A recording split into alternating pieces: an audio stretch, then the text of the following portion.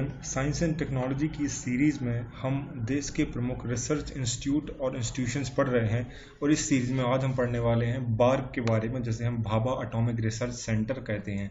ये इनका लोगो और इनका मोटो है, राष्ट्र की सेवा में परमाणु, मतलब atoms in the service of the nation. ठीक है ना। तो हमको बार्क के बारे में पढ़ना है। इस प्लेलिस्ट में मैंने सीक्वेंस अरेंज किया हुआ है जो MPPSC और कोई भी अदर एग्जाम है उसके हिसाब से, जो है सिलेबस के हिसाब से अरेंज किया हुआ है। ठीक ना। तो मुझे उम्मीद है कि आप उसको वैसे ही देखेंगे। सबसे पहले हमने पढ़ा था इंट्रोडक्शन, जिसमें मैंने हम सारे इंस्टीट्यूशंस के बैकग्राउंड में बताया था कि इनमें आपस में क्या रिलेशन है। इसके पहले हम इसरो के बारे में पढ़ चुके हैं। उसके बाद हम RR-CAT इंदौर के बारे में पढ़ चुके हैं। सतीश धवन स्पेस सेंटर और DRDO के बारे में भी पढ़ चुके हैं। अब ये 5वां सेंटर जो है बार्क के बारे में हम इसमें पढ़ने वाले हैं। तो सबसे पहले कुछ बेसिक इंट्रोडक्शन आपको पता होना चाहिए। देखो, बार्क जो है ये DRDO जैसे था वैसे हमारा बार्क है। ठीक है ना।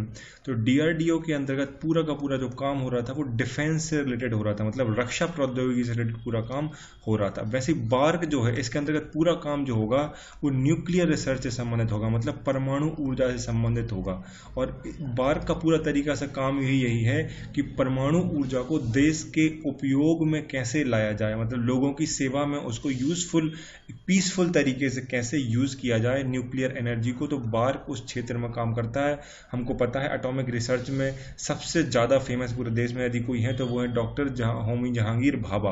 तो उनके नाम पर इसका नाम बार्क दिया गया था। तो इसको भाभा एटॉमिक रिसर्च सेंटर कहते हैं। यह एक न्यूक्लियर रिसर्च का इंस्टीट्यूशन है और ये ट्रॉम्बे मुंबई में इसका हेडक्वार्टर है, वहाँ से ही सारा काम होता है। ठीक है ना। तो ये जो काम करता है ये करता है advance research and development covering the entire spectrum of nuclear science, नाभिकीय विज्ञान से संबंधित, इंजीनियरिंग से संबंधित और इसी फील्ड से संबंधित कोई सा भी अदर प्रोजेक्ट जो होता है जिसमें न्यूक्लियर, चाहे वो रॉ मटेरियल हो, चाहे वो न्यूक्लियर रिएक्टर्स हो, चाहे न्यूक्लियर वेस्ट हो, उन सब से संबंधित सब प्रकार के कामों के लिए जो है बार्क रिस्पॉन्सिबल होता है। तो हमने बताया परमाणु विज्ञान है और परमाणु ऊर्जा है और उसके पूरे स्पेक्ट्रम में हर फील्ड से रिलेटेड जो भी होगा ये काम करता है। इनकी कोर फिलॉसफी यही है कि peaceful application of nuclear energy. अगर आपसे 3 मार्क्स में पूछा जाए जिसमें आपको 3 या 4 पॉइंट में लिखना है तो ये मोटो जरूर लिखें कि इनकी कोर फिलॉसफी क्या है। The peaceful application of nuclear energy, मतलब परमाणु ऊर्जा का शांतिपूर्ण अनुप्रयोग। उसका मतलब क्या है कि जो रिएक्टर बनाए जाते हैं, रिएक्टर में इस तरीके से उपयोग करना ताकि इससे हम ऊर्जा उत्पादित कर सकें। और मतलब उसका मतलब क्या है, हमारा बिजली उत्पादन में उसका उपयोग किया जा सके। अभी जो परसेंटेज है ये 2% से भी कम है, मतलब कुल ऊर्जा में 2% से भी कम उपयोग है इसका। ठीक है ना। तो मोटो मैंने आपको बता दिया। इनका मोटो है, ध्येय वाक्य है, atoms in the service of the nation. History के बारे में हम जान लेते हैं। गवर्नमेंट के अंदर में हमको पता है डिपार्टमेंट ऑफ एटॉमिक एनर्जी है ये, और परमाणु ऊर्जा विभाग है जो सीधे तरीके से किसके अंतर्गत आता है, जो सीधे तरीके से प्रधानमंत्री के अंतर्गत आता है, डिपार्टमेंट ऑफ परमाणु ऊर्जा विभाग। ठीक है। तो देखो यहाँ पर आपको याद रखना है कि इनके बारे में डॉक्टर होमी जहांगीर भाभा के बारे में। जब देश आज़ाद हुआ था 1945 में तो भाभा न्यूक्लियर रिसर्च के जाने माने साइंटिस्ट थे पूरी दुनिया में। तो ये एक इंस्टीट्यूट एस्टेब्लिश करना चाहते थे देश में जो न्यूक्लियर रिसर्च का काम करे, लेकिन गवर्नमेंट की प्रॉपर फंडिंग नहीं थी। इसलिए डॉक्टर जहांगीर भाभा ने JRD टाटा से, जो है टाटा जो भी टाटा परिवार है, उनसे रिक्वेस्ट किया कि आप हैं फाइनेंस कीजिए एक रिसर्च इंस्टीट्यूट को जो न्यूक्लियर रिसर्च में काम करे। तो JRD टाटा जो है टाटा फैमिली से, उन्होंने फंड कर दिया और उन्होंने पैसे दे दिए। तो होमी जहांगीर भाभा की लीडरशिप में TIFR का गठन हुआ, Tata institute of fundamental research. तो मेंस के सिलेबस में TIFR भी है, इसलिए आप इस दोनों में अंतर समझ लेना। 1945 में TIFR बना दिया गया, Tata institute of fundamental research, in the leadership of doctor Homi Jahangir Bhabha. लेकिन अब याद रखना आप, इसके अंदर सारी न्यूक्लियर रिसर्च होती थी और फंडामेंटल बेसिक साइंस की रिसर्च भी होती थी।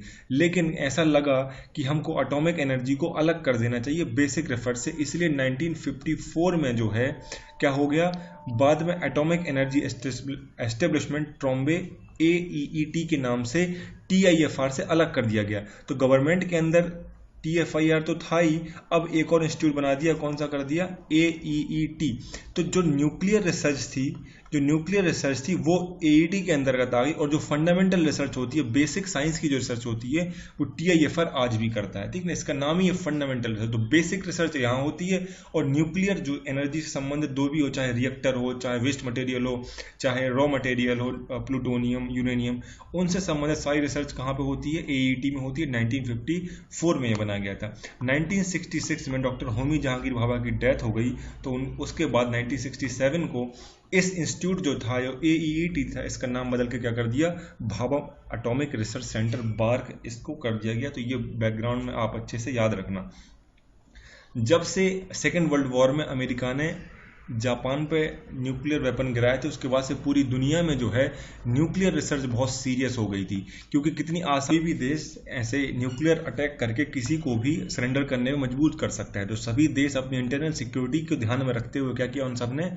उन्होंने क्या कर दिया कि न्यूक्लियर रिसर्च को बहुत तेज कर दिया। तो सभी देशों ने धीरे धीरे न्यूक्लियर जो वेपन्स है बना लिया। आपको पता होना चाहिए एनपीटी जो है, नॉन प्रोलिफरेशन ट्रीटी, 1968 जो है, भारत ने इसीलिए साइन नहीं की थी, क्योंकि नॉन प्रोलिफरेशन ट्रीटी, अप्रसार संधि, ये बोलती थी कि अब कोई भी राष्ट्र जो है न्यूक्लियर टेस्ट ना तो करेगा ना तो बनाएगा। मतलब 1968 तक जो बना चुके तो बना चुके, अब और कोई नहीं बनाएगा, इसलिए भारत ने साइन नहीं की। तो भारत ने फिर 1974 में जो है, आपका पता हो आपको, स्माइलिंग बुद्धा नाम से न्यूक्लियर टेस्ट किया था। उसके बाद में फिर पोखरण किया था, जिसके बाद बहुत सारे देशों ने हम पे इकोनॉमिक सैंक्शन लगा दिए थे। तो ये बैकग्राउंड में आपको पता होना चाहिए कि कहानी क्या है। लेकिन भारत ने अपनी रिसर्च जारी रखी, भारत ने इसका सिग्नेटरी नहीं बना, लेकिन भारत ने दुनिया को ये बोला हुआ है कि हम जो है नो फर्स्ट यूज़ की पॉलिसी फॉलो करते हैं। मतलब किसी भी देश पर हम पहले उपयोग नहीं करेंगे, और न्यूक्लियर टेस्ट हम करते हैं, और इसको साइन इसीलिए नहीं कर रहे क्योंकि हमको अपने देश की सुरक्षा के लिए हमको न्यूक्लियर वेपन्स की ज़रूरत है। अब फंक्शंस देख ले, तो फंक्शन मैंने आपको बता दिया कि देखो, पावर जनरेशन जो भी करना है न्यूक्लियर एनर्जी से, उसमें पूरा का पूरा काम जो है देश में बार्क के ही अंतर्गत आता है। तो इनका पर्पस ये है कि peaceful application of nuclear energy primarily for power generation. ठीक है ना। तो परमाणु ऊर्जा को इस तरीके से उपयोग करना है ताकि उसको मुख्य रूप से बिजली उत्पादन में अधिक से अधिक उपयोग किया जा सके।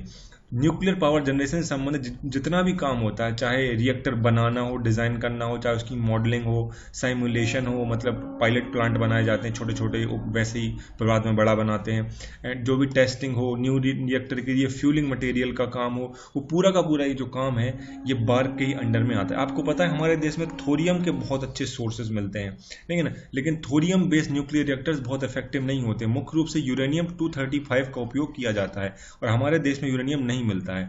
इसीलिए हम जो इंडियन रिएक्टर्स मेनली फोकस्ड होते हैं वो इस तरीके से होते हैं कि हम थोरियम को कन्वर्ट कर दें किसमें?